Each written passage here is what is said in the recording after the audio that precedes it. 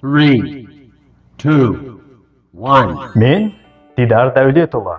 Және тақырып superlative.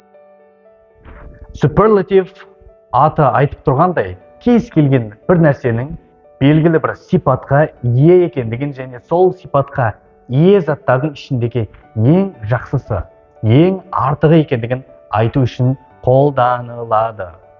Ұмытпаймыз, барлық superlative сын есімнің алдына the артиклі қойылады. Егер сын есім бір немесе екі буыннан тұратын болса, онда сөздің соңына est жалғауы жалғанады.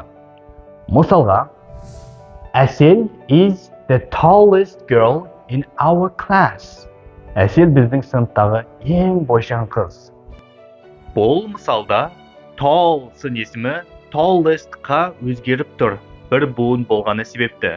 Және сын есімнің алдына the артиклі қойылады.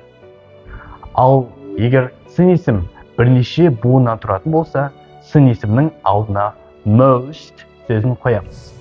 Мысалға, Priora is the most expensive car in city. Priora біздің қаладағы ең қымбат машина. Бұл мысалда expensive сын есімі бір емес бірнеше буыннан тұрғандығы себепті алдына most көмекші сөзі қойылады және the артиклі қоса жүреді.